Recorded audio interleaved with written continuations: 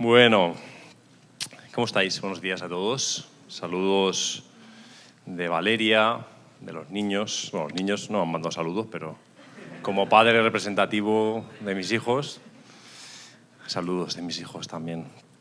Hace unos meses pudimos estar por aquí los cuatro y fue muy guay. La verdad, Valeria hacía muchos años que no podía venir y la verdad es que yo lo siento como mi familia, pero ella más todavía. Ella estuvo aquí muchos años y este fue un lugar muy especial en su camino de fe.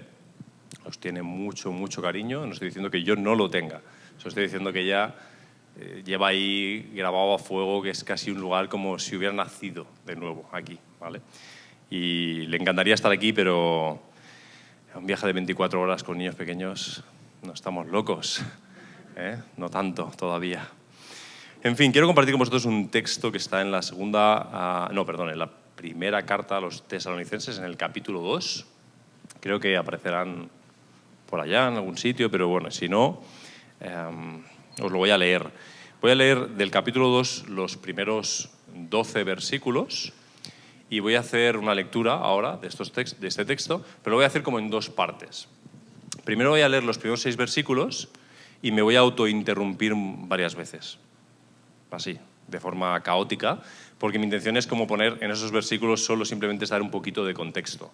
Y luego leeré los del 6 al 12, o del 7 al 12, la segunda mitad, y ahí sí incluso os voy a pedir algo para que prestéis especial atención. ¿Os parece? ¿Sí? Bueno, pues leo el principio, los primeros 6. Dice, está hablando Pablo a los hermanos de la iglesia en Tesalónica, en Grecia. Vosotros mismos sabéis, hermanos, que nuestra visita a vosotros no fue en vano, sino que habiendo sufrido y habiendo sido maltratados en Filipos, primera interrupción. Pablo llega de Filipos a Tesalónica. Y en Filipos, lo puedes ver en Hechos, solo te estoy recordando. ¿Sabéis lo que es una vara? Una vara. Pues con varas, Pablo fue azotado muchas veces por haber estado predicando en Filipos. Acabó metiéndose en problemas por predicar, cogieron varas y lo azotaron un montón de veces. Cuando se cansaron de azotarle, lo metieron en la cárcel. Es la famosa historia del carcelero de Filipos. Le pusieron un cepo en el pie, es decir, no solo lo metieron en la cárcel, sino con cepo en el pie, en las peores condiciones, etc. Sí, sucedieron cosas muy buenas, pero sí, sufrió y lo pasó mal, ¿vale? De ese viaje, de esa experiencia, él coge camino hacia Tesalónica y está recordándole a los hermanos en Tesalónica que venía de Filipos de esa experiencia. Y él les está diciendo, habiendo sufrido y habiendo sido maltratados en Filipos, como sabéis, tuvimos confianza en nuestro Dios para proclamaros el Evangelio de Dios en medio de mucha oposición. Y ahora ya no se refiere a la oposición en Filipos, sino que es que cuando llegaron a Tesalónica también se montó un buen alboroto. Literalmente en el capítulo 17 de Hechos podéis ver al principio del capítulo el lío que se montó. Cada ciudad donde iba se montaba un pollo. Ahí sí que había ocupación y había que salir a la calle a manifestarse. Y literalmente en el caso de Tesalónica dice el texto que gente les acusaba y decía de ellos, estos que alteran, que alborotan el mundo entero, han venido también aquí a alborotar nuestra ciudad con costumbres que no nos es lícito de seguir a nosotros porque ellos son judíos, etcétera, etcétera, etcétera. Y las mismas de todos lados. Cuando no le apedreaban lo metían en la cárcel, cuando no le daban con varas, cuando no era expulsado de la ciudad, etcétera, etcétera. Le está diciendo simplemente a esta gente de esta iglesia, oye, recordad de dónde venía yo cuando llegué, la que se lió, y aún así tuve confianza, porque hay que tener confianza en Dios para cuando te están pasando estas cosas, que a nosotros rara vez nos pasan cosas así. Así que, ¿qué te puede pasar si predicas el Evangelio? Que te miren mal o, no sé, pasen de ti un rato, pero no te apedrean, no te meten en la cárcel, por lo menos en nuestro contexto. Después de estas cosas, tener confianza para viajar al siguiente pueblo y empezar de nuevo, hay que confiar en Dios. Bueno, simplemente él está recordando estas cosas.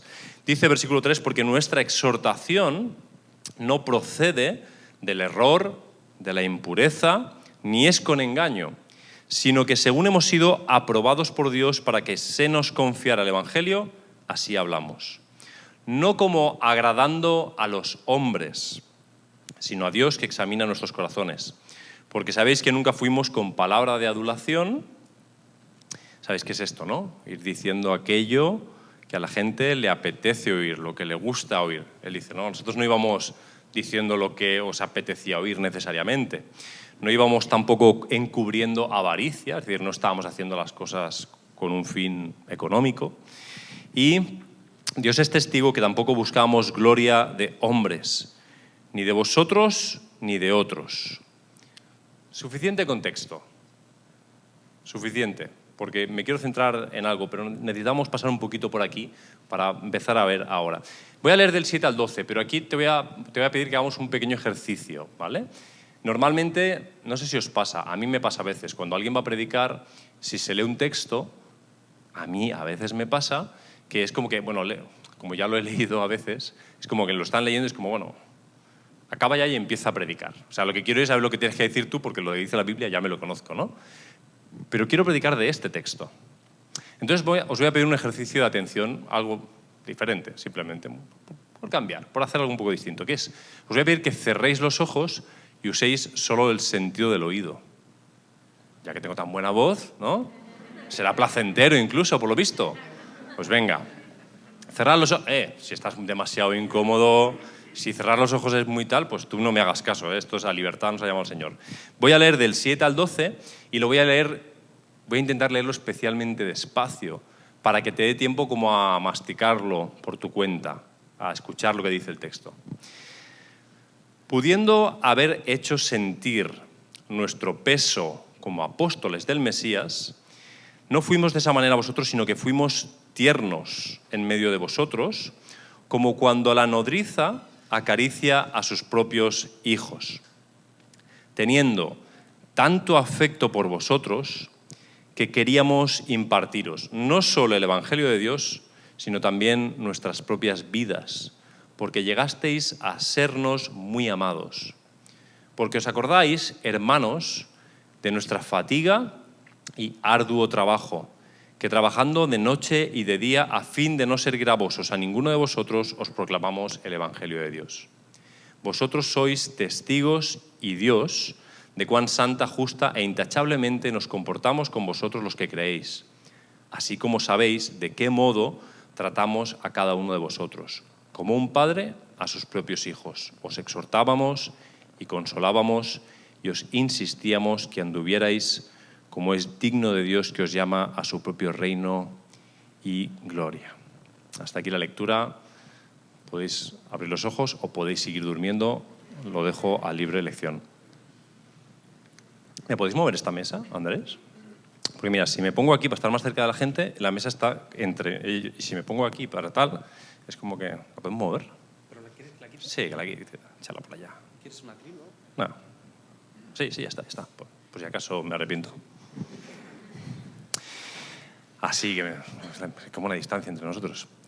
Esta mañana quiero compartir con vosotros 4 ideas que están en esos versículos, 4 conceptos. Y me gustaría simplemente compartirlos de tal manera que no solo quizá arroje algo de luz sobre esos conceptos, sino que te sirvan a ti para llevártelos y seguir reflexionando en ellos, ¿vale?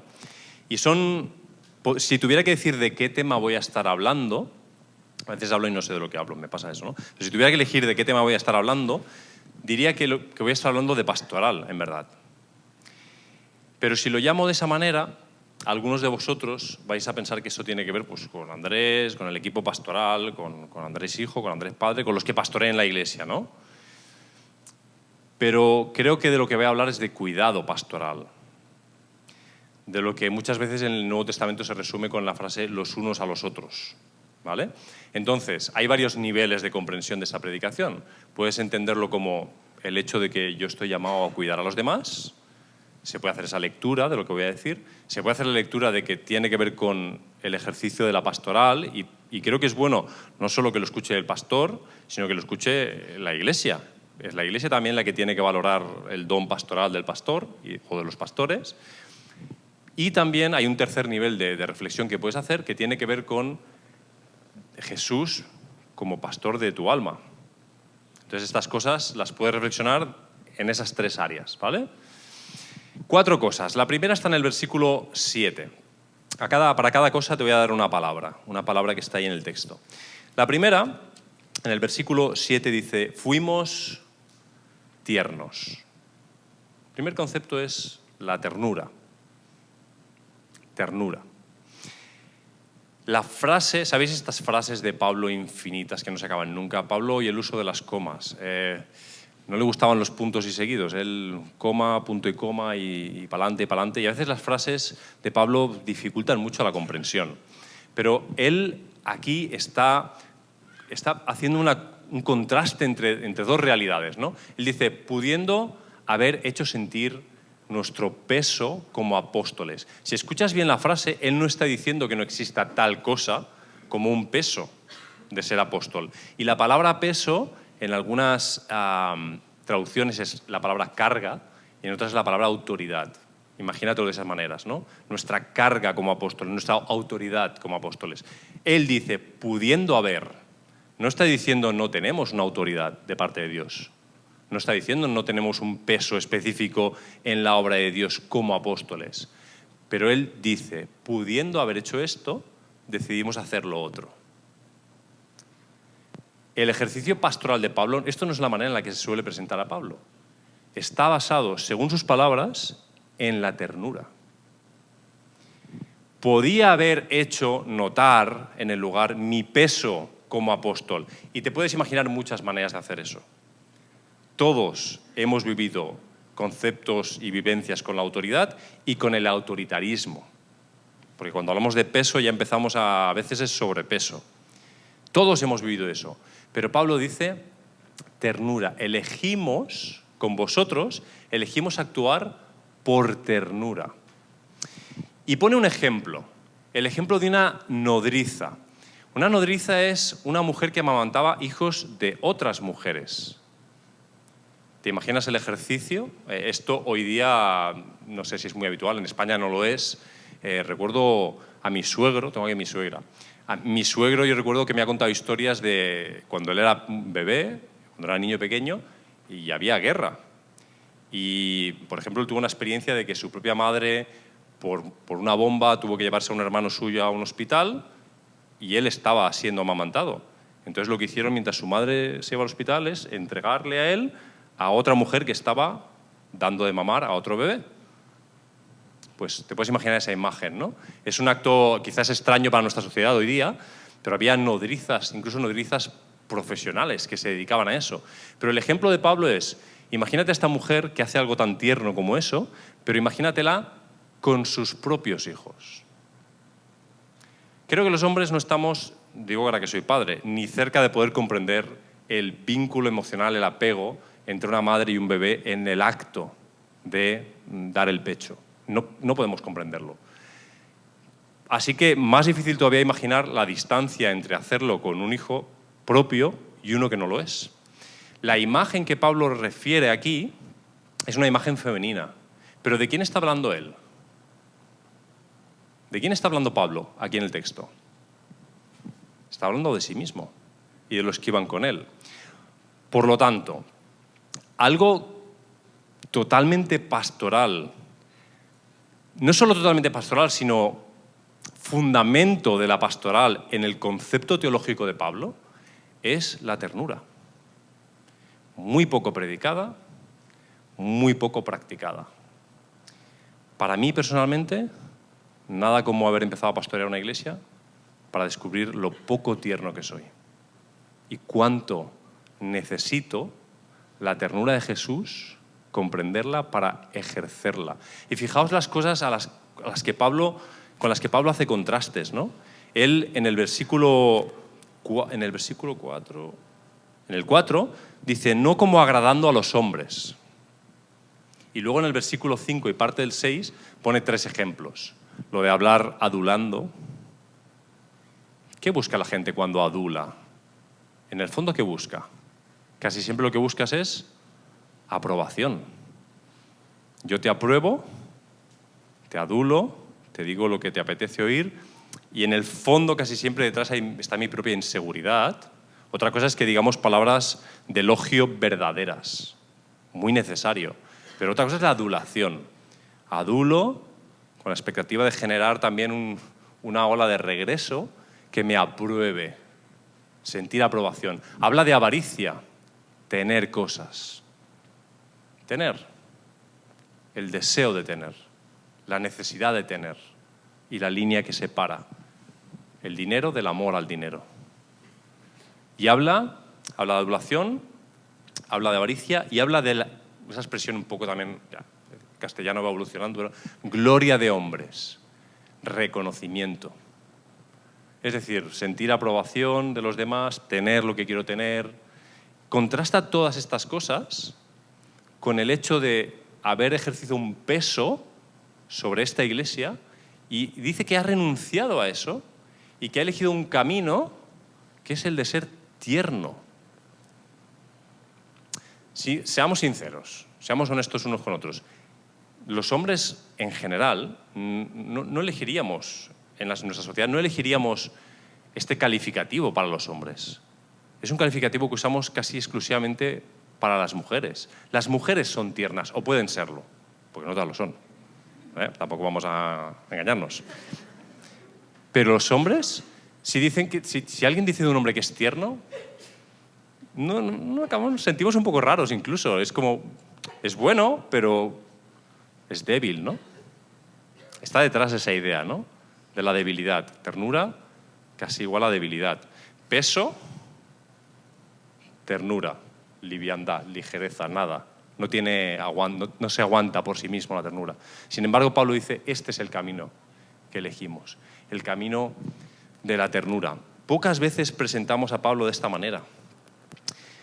Por cierto, para acabar este primero de los 4 conceptos de la ternura, os quiero leer un ejemplo de lo que para mí es una pastoral de ternura, un cuidado con ternura. En Génesis capítulo 33, versículos 13 y 14, que es el texto en el que Jacob y Esaú se reencuentran después de muchos años, por lo menos 14, sabéis la jugarreta de los 7 años por una, por lo menos 14 años, y Jacob, que era un tío bastante hábil para los negocios, como se va a encontrar con su hermano al que le ha robado la primogenitura y luego ha huido, le va enviando regalos y va poniendo a sus mujeres y a sus hijos por en medio. Escudo humano, por si acaso se encuentra a un hermano. Bueno, total, se encuentran y el reencuentro es muy bueno. Entonces Esaú le dice, pues veníos todos, la familia, veníos todos conmigo tal. Y Jacob le va a responder lo siguiente. Es decir, esto que tiene que ver con... Llego, enseguida que llego. Capítulo 36 de Génesis, versículos 13 y 14. Le respondió, mi señor sabe que los niños son delicados y que tengo ovejas y vacas que están criando. Y si las fatigan, en un día podría morir todo el rebaño. Pase ahora mi señor delante de su siervo y yo me iré con lentitud al paso del ganado que va delante de mí y al paso de los niños hasta que llegue a mi señor en Seir. ¿Cuántas veces queremos hacer iglesia? Queremos tener un proyecto como iglesia, queremos cuidarnos, queremos lanzar la obra del Señor y ponemos una marcha que no todos pueden seguir. Ponemos una marcha, no sé, la tercera, la cuarta, la que podemos poner. Hay que darse prisa, que la vida es corta y hay que hacer obra. Pero si te cargas al ganado, si te cargas a los niños, ¿cuál es el paso del cuidado de los unos por los otros? Es el paso de los débiles, de los más débiles de la familia. Yo ya no camino como caminaba antes por la calle. Camino al paso de mi hijo que camina. El que no camina, lo llevo encima cargado. Ese es mi ritmo al que puedo caminar. No puedo fatigarle al extremo. Luego será peor la noche. Será peor. ¿Queremos cuidarnos? Tenemos que adecuar el ritmo de nuestros pasos a las posibilidades de los demás. No vamos solos por la vida. Ternura. Digo muchas veces la palabra para que... Ternura. Ternura. Vuelvo a Tesalonicenses. La segunda, en el siguiente versículo, dice lo siguiente. ¿Vamos bien? ¿Sí? Eso es una pregunta para darme tiempo a llegar al texto, ¿no? Trucos de predicador. Teniendo tanto, aquí hay una palabra, afecto por vosotros. Tanto afecto. ¿Cuánto afecto, Pablo? Porque tanto, uncountable. Tanto. ¿10? ¿20? ¿Cuánto es tanto? Y él va a decir lo siguiente. Tanto que no solo queríamos impartiros el Evangelio, sino incluso nuestras propias vidas. Fijaos qué frase. Somos tan religiosos, no hablo de vosotros, hablo de los cristianos, algunos. Ni aquí ni en Mallorca, pero en otros sitios. Somos tan religiosos que si alguno de nosotros se dijera aquí algo así, yo quiero impartirte el Evangelio, pero incluso mi vida. Diríamos, ¿tú qué te has creído? El Evangelio es mucho más importante que tú. ¿No? Es como, ¿dónde vas con esta frase grandilocuente? Como si tu vida tuviera valor como el Evangelio, que es universal, que trascenderá los tiempos, que es la palabra de Dios, que no se seca, no se marchita. ¿Y tu vida? ¿Qué es tu vida? Pero fallamos de nuevo en la encarnación del Evangelio. El Evangelio es algo, pero el Evangelio en tu vida solo es Evangelio si es una realidad encarnada, si eres tú viviendo el Evangelio. Entonces, cuando Pablo dice, llegué a tener tanto afecto, os quería, es amor, os amaba tanto, que no era suficiente para mí entregaros el Evangelio. Quería entregar mi propia vida con el Evangelio. Porque es imposible hacer una cosa sin la otra, en verdad. Es imposible entregar el Evangelio genuinamente sin entregar tu vida a la vez. Es fácil entregar tratados evangélicos. Es fácil entregar palabras evangélicas. Pero entregar la vida es la única manera de entregar verdaderamente el Evangelio. Ahora, la Biblia es cruda y honesta, lo cual yo amo que sea así, que sea cruda y honesta. Porque fíjate la siguiente frase, dice, tenía tanto afecto por vosotros. Fijaos que es un poco contraste, ¿no? Si tienes tanto afecto por unos, ¿qué pasa con los otros? ¿No? Es como, entonces no tenemos que amar a todo el mundo y tal, ¿no? Supuestamente tenemos que amar a todos, ¿no? Pero dice el texto, al final de este versículo, porque llegasteis a sernos muy amados. Y la parte que me encanta y que me alivia es la de llegasteis a sernos.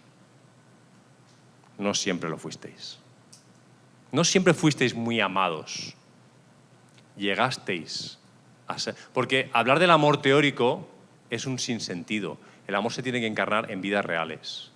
Entonces yo no amo de forma teórica perfecta. Voy aprendiendo a amar. Pablo dice, os fui amando a medida que estaba allí con vosotros, él no dice cómo, ¿no? Pero a medida que os conocí, llegasteis a sernos, a mí, a Timoteo, a todos, muy amados. Si queremos cuidarnos, si queremos tener afecto genuino los unos por los otros, tenemos que llegar a ser muy amados los unos de los otros. Eso es lo que impedimos muchas veces. Porque sabemos que si nos involucramos así con las personas, es que luego no hay marcha atrás luego. Ya estás atado. Es un vínculo real. Y si amas, sufres. Cuanto más ames, más vas a sufrir. Y lo sabes. Cuanto más ames, más vas a sufrir también. Cuanto más abras tu corazón a amar a los demás, más vas a sufrir con los demás, por los demás y de los demás. Entonces, está bien mantenerte en un círculo de amar relativamente bien, amar más o menos, os quiero un poquete. Pero Pablo dice afecto genuino. Un pastor amigo mío en Mallorca me ha dicho esta frase un par de veces y ya la llevo grabada de una forma que es como me ha puesto un listón. Y él lleva muchos años pastoreando y un día me dijo, en una conversación de café que yo pensaba que era relajada, ¿sabes? Me dice, si Jesús dio su vida por la Iglesia, nosotros no debemos hacer menos. Yo dije, yo venía a tomar un café. Y ya me quedé ahí enganchado en esa frase. hasta el día de hoy. Si Jesús dio su vida por la Iglesia, nosotros no debemos hacer menos. Estamos llamados a dar la vida por la Iglesia. De hecho, el propio Jesús, en el Evangelio de Juan, en el capítulo 15, dice lo siguiente. Solo te voy a leer el versículo 13. Nadie tiene mayor amor que este, que uno ponga su vida por sus amigos.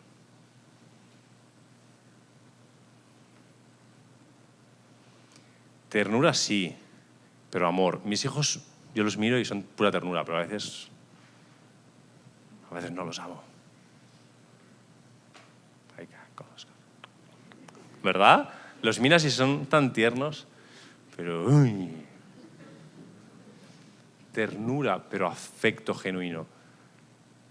La persona que tienes al lado, tienes que aprender a amarla. Y es un aprendizaje. Caigámonos ya del árbol de la ingenuidad, del amor cristiano. Aprender a amar, llegar a ser amado y amar a otros es muy duro.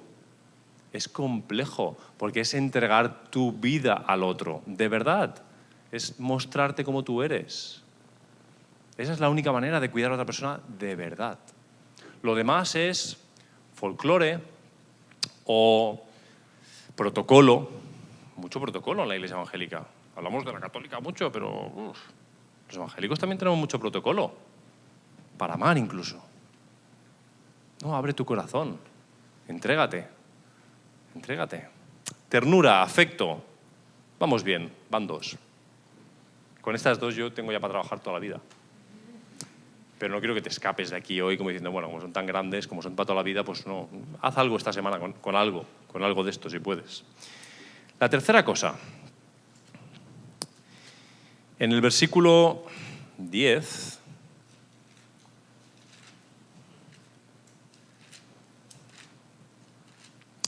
No, en el 9 dice, ¿os acordáis, hermanos, de nuestra fatiga y arduo trabajo? 3 palabras en la misma frase que a mí me ponen nervioso. Fatiga, arduo y trabajo. No podía, o sea, trabajo. La palabra es trabajo. No es mía, es de Pablo. Quiero decir, no estoy diciendo yo, bueno, la pastoral, el cuidado unos por otros está basado en el trabajo, que parece popularmente muy aceptable la idea. Pablo dice, vosotros os acordáis, es decir, está poniendo testigos a aquellos que tienen que haber presenciado el trabajo. Es decir, este trabajo es un trabajo del que otros tienen que dar testimonio. Tú puedes creer que trabajas mucho o que trabajas bien. Pregúntale a otros. A ver qué piensan. Pero Pablo dice, trabajar arduo y fatiga. Fatiga a mí, yo cada vez pienso en Mari Carmen, cada vez. Ay, chiquillo, qué fatiga. Es como una palabra muy andaluza. No bastaba con decir trabajo, no, trabajo arduo. Y fatiga. Si trabajas, te cansas. Óscar, ¿cómo sé si trabajo suficiente? Pregunta, ¿te cansas suficiente? Esa es la manera de saberlo. Si tú trabajas, tú te cansas. Si no te cansas lo suficiente, es que no trabajas lo suficiente. Perdonadme por ser tan simple. Es que hay mucha gente que cree que trabaja. Mucha. Que creen que trabaja arduo. Pero tienen mucho tiempo para el Candy Crush. Candy Crush, tiene que haber algo más moderno. Tú eres el culturalmente... Dime algo de hoy día. Bueno, el trabajo. Y Pablo dice, lo hago para no seros gravoso. Otra expresión de castellano antiguo, pero es no gravaros. Es decir, aquí él hablaba de que mientras él estaba compartiendo el Evangelio, muchas veces él trabajaba también de forma laica para autosostenerse, autofinanciarse, con el deseo de poder predicar el Evangelio sin tener que usar de su derecho como apóstol que lo tenía para que les sostuvieran, que lo tenía. A veces lo usaba, a veces no lo usaba. Aquí hay gente que se posiciona a un lado y gente que se posiciona al otro. Hola a todos, hay las dos opciones en el Nuevo Testamento. A veces le sostenían, a veces trabajaba. Ya está. Cuando él mismo, pastoralmente, leía la iglesia y decía, aquí, si me sostienen, esto va a ser una traba para el Evangelio. Me tengo que poner a trabajar. Ahora, si estaba ante una iglesia a lo mejor madura, pues hacía la obra del Señor y lo sostenían y no había ningún problema. Pero él trabaja arduamente, se fatiga. Ahí hay que decir varias cosas porque si la intención era no ser gravosos, descargar, te das cuenta de que es la misma expresión de antes, de el peso como apóstol, que algunas Biblias traducen como la carga como apóstol. No quise poner mi carga como apóstol encima de vosotros, os quise descargar de ella para no ser una traba al Evangelio. Entonces, ¿quieres cuidar a otras personas? Ternura, afecto, pero trabajo. Somos un poco ingenuos con el tema espiritual. El tema espiritual es como que no requiere pero todas las expresiones bíblicas del corredor que corre, aquí por aquí, en Timoteo también, el corredor que quiere ganar la carrera, el campesino que quiere frutos del campo, el soldado que lucha y no lucha a sus expensas, todos son elaboraciones de experiencias o de testimonios que implican un trabajo real. Los cristianos deberíamos trabajar más que nadie. A mí, personalmente, me duele en el alma el testimonio que damos muchas veces en la vida profesional, cuando otras personas comprenden mejor la responsabilidad que tienen en la sociedad con sus trabajos. Y nosotros seguimos con la ley del mínimo esfuerzo. Pero si quieres cuidar a otras personas, si quieres tener un testimonio cristiano genuino, si quieres pastorear a otros, tienes que trabajar hasta fatigarte. Y luego descansar hasta estar descansado. Y fíjate los ciclos en la Biblia con el trabajo y el descanso. Pablo insiste con el trabajo, pero Dios fue muy claro con el trabajo y con el descanso. Trabajó y descansó. El día para trabajar, la noche para descansar. De lunes a viernes, bueno, esto no es muy judío lo que voy a decir, pero el sabbat para descansar, ¿me entendéis? O sea, y el domingo para descansar, el que tú quieras. Luna nueva cada mes, hay que parar. 3 fiestas al año, fiestas de una semana. Fiestas salados de verdad, no un cumpleaños de media tarde, no. Una semana de descansos reales, porque hay que trabajar de forma real en la vida. Hay que trabajar y desgastarse. ¿En qué mejor te puedes desgastar en esta vida? ¿En qué mejor? ¿En tener 3 viviendas?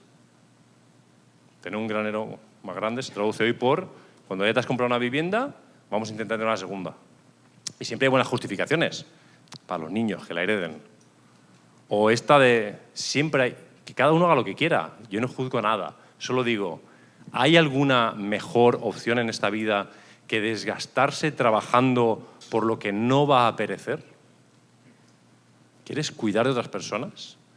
No reporta muchos beneficios, así inmediatos. Reporta otro tipo de beneficios. Ternura, afecto, trabajo. En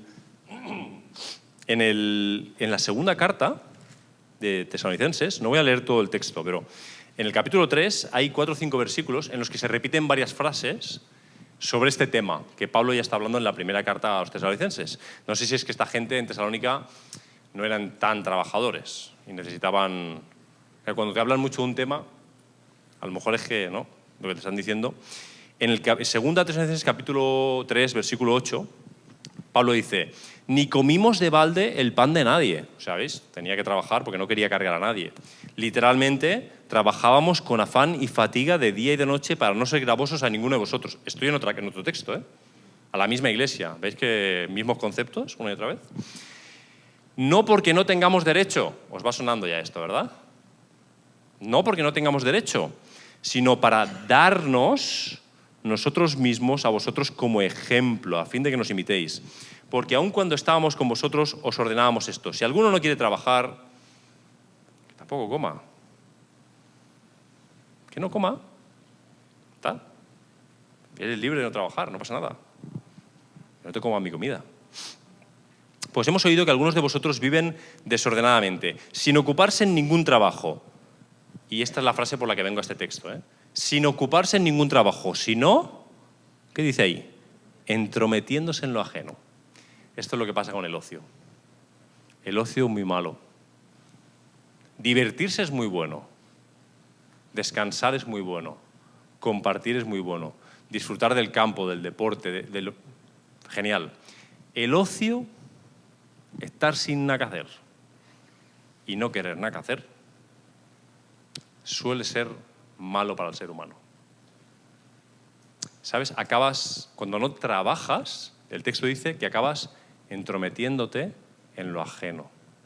La gente que más hable de tu trabajo, por lo menos está teniendo el tiempo para ver tu trabajo. Por lo menos. Es tiempo que no trabajan. Están de observadores. Aquí en España tenemos un montón de chistes y bromas de, no sé, vamos a una obra de un edificio y vemos que uno trabaja y 5 le dicen cómo trabajar, cosas así, ¿no? O sea, esto parece que podemos asumirlo en nuestra cultura, estos comentarios de Pablo. Si no trabajas, acabas entrometiéndote en lo ajeno. Te voy a dar la vuelta a la frase. Por lo tanto, cuando trabajas, te estás ocupando de lo propio. Dios te ha llamado a algo. Trabaja en ello. Ocúpate de lo propio, porque tienes un lugar en el cuidado de las personas. Tienes un lugar en la iglesia del Señor. Formas parte de este cuerpo, estás llamado a cuidar a otras personas. No es la tarea de otro, es tu tarea. Trabaja en ello. Involúcrate. No seas entrometido en lo ajeno. Eso lleva a crítica, a murmuración, a orgullo, porque todos sabemos hacer mejor lo de todos. Somos capaces de hablar de un abogado, de un entrenador de fútbol, de un político, de un predicador, de lo que sea. Todos hacemos mejor todo lo de los demás, ¿o no? Ocúpate de lo tuyo. Así no tendrás tiempo para hablar tanto de lo de los otros.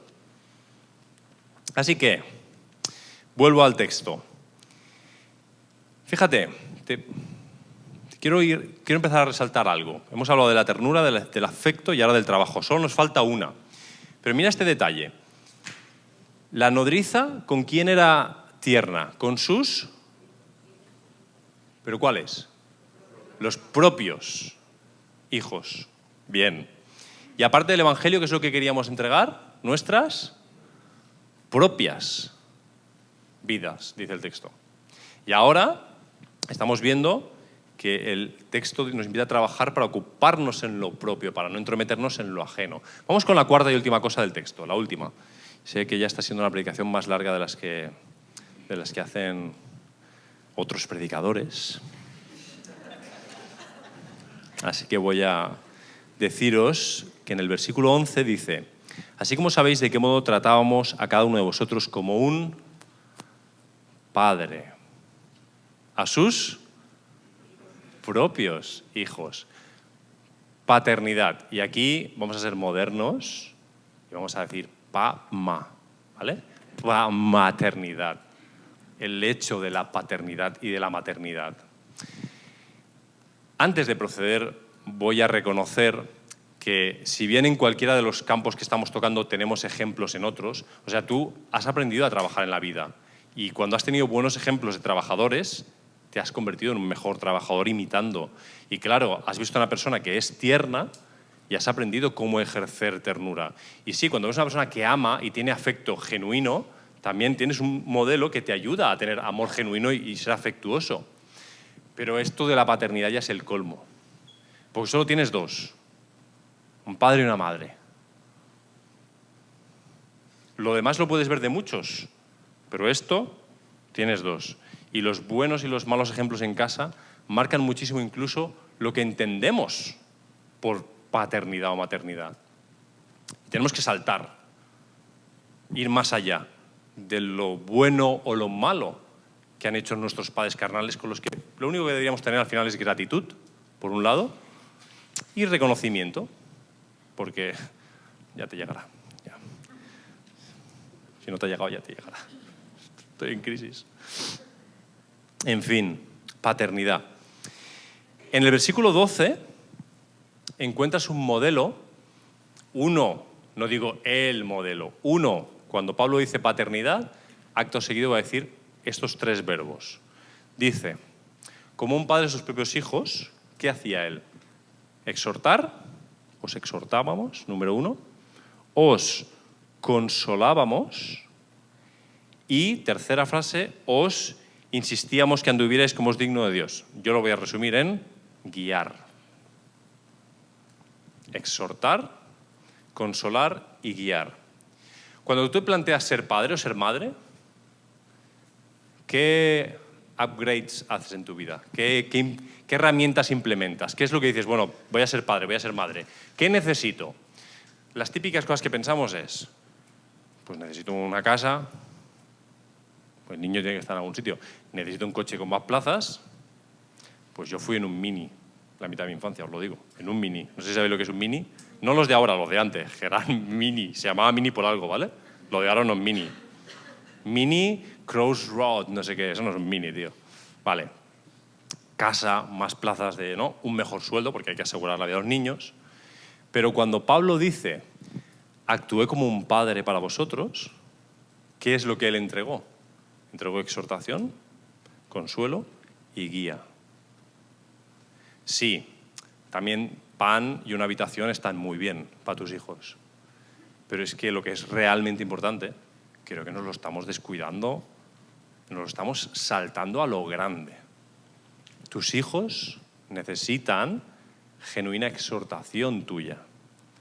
Consuelo. ¿Cuánto rato pasas consolando a tus hijos? Y guía. Si tú entregas eso a tus hijos, en el nombre del Señor, tienes mucho ganado ya. Tienes camino andado si practicas esas cosas con tus hijos. Ahora él está hablando de la iglesia. Y él no está hablando de personas de dos generaciones diferentes, donde uno que ha dado a luz al otro hace estas cosas. Está hablando que aquí dentro debemos ser los unos para los otros como padres y como madres. Ojo, no estamos hablando de paternalismo, estamos hablando de paternidad. De que te abrazo como si fueras propio, de que te consuelo como si fueras propio, de que te exhorto como si fueras propio, como si fueras mío, como si fueras mi carne, mi sangre. Eso es cuidar del otro. Y es imposible hacerlo sin entender que somos una familia y que formamos parte del mismo cuerpo. Si no te involucras, esto no es religión. Si no te involucras, no estás entendiendo estas cosas. Es que tú formas parte de la vida de los demás, de verdad. Y que de tu exhortación o de tu no exhortación, en verdad, dependen cosas. De tu consuelo, de tu guía, dependen cosas. Y quiero recordaros una frase más de Pablo en 2 Corintios, una de mis favoritas. En el capítulo 12, versículo 14 de 2 Corintios, dice, no busco vuestras cosas, sino a vosotros. No están obligados a atesorar los hijos para los padres, sino los padres para los hijos. No están obligados a atesorar los hijos para los padres, no quiere decir que no puedan, dice que no están obligados. Pero sí están obligados a atesorar los padres para los hijos. En un sentido, yo vivo para mis hijos. Trabajo para ellos. Amo para ellos. Consuelo para ellos. Exhorto para ellos. Vivo para ellos. Es el sentido de la paternidad. ¿Crees que escucho mi música en el coche? No, amigo. Escucho el Sapo Pepe. ¿Vale? ¿Crees que veo las series que yo quiero ver? No, de eso nada. Veo la Patrulla Canina. ¿Crees que mi sala de estar en casa es mi sala de estar en casa? No, es la sala de juegos de mis hijos. ¿Crees que cuando cocino cordero soy el primero en comer? No, querido, soy el último. Sí queda. Porque comen muy bien mis niños. ¿Me estáis entendiendo? Esto no es una pose ni victimismo. Estoy orgulloso de entregar mi vida para mis hijos. Pero claro, con los hijos propios es como más fácil. Es que los has visto nacer. Pero el llamado de Pablo es que esa es la realidad que tenemos que imitar aquí. Y yo he visto comunidades de iglesia donde el que no mete el codo mete la traveta. Y es un agape. Es un agape, que si no me quedo sin muslo, que es lo que más me gusta. Perfecto, atesora el muslo para otro. Siémbraselo. Dáselo a otro. Os recuerdo las 4 ideas. Y termino con otro versículo más. Pues me gustan los versículos. Ternura, afecto, trabajo y paternidad. Te recomiendo que te quedes con una. ¿Y para qué has predicado 4? Bueno, por rellenar tiempo, en parte, porque si no el culto es demasiado corto, porque puede que a ti te afecte una o Dios te hable con una de ellas y a otra persona le hable con otra, porque las 4 están en el texto y porque he querido, ¿vale? He querido, esa es la razón. Pero quédate con una. Pues si no te quedas con ninguna, no vas a hacer nada. Pero quédate con una y ponla en oración. Alguna está por ahí en tu corazón que el Señor te ha dicho algo, no yo. El Señor te ha dicho algo en el proceso de este mensaje. Con la ternura, con el afecto. Tú sabes, es cosa tuya, con tu padre, ¿vale? Tratas con él. Coge una de estas y llévatela como trabajo, como deberes. Señor, ¿me estás hablando de esto? ¿Por qué me estás hablando de esto? ¿Cuál es la razón de que me estés hablando de esto ahora? Porque esa es la coincidencia de que te está hablando, igual es él, coge. Te está hablando ahora de esto. Podría haberte hablado de muchas otras cosas. Quiero dejarte con un ejemplo de padre de Dios. Dios como padre. Que a mí me parte el alma. Voy a intentar no llorar, si puedo. Me conozco. Génesis 3. Habéis predicado de las 4 rupturas, ¿no? Hace poquito. ¿Andrés? ¿La semana pasada? Perfecto. ¿Tenéis Génesis 3 fresquito en la mente? En el versículo 15 está la primera profecía mesiánica de la Biblia. Un poco cruda en cuanto a contenido, que si te piso la cabeza, que si tal. Pero hay una reflexión de que al final el hombre ha roto el proyecto, el ser humano ha roto el proyecto. Pero Dios dice, al final le pisaremos la cabeza al enemigo. Es brusco la expresión. Pero menos mal, porque apareció, dijo 4 palabras y se nos fue la cabeza a todos, ¿vale? Pero lo que me impacta es la ternura de Dios en el momento. Dios no llega ahí como padre y dice, bueno, hijos, tranquilos, yo lo arreglo. A largo plazo, no os preocupéis, esto lo voy a arreglar. Sino que lo arregla también el corazón en el momento. Solo te voy a leer el versículo 21. Entonces Yahvé Elohim hizo túnicas de pieles para Adán y su mujer y los vistió.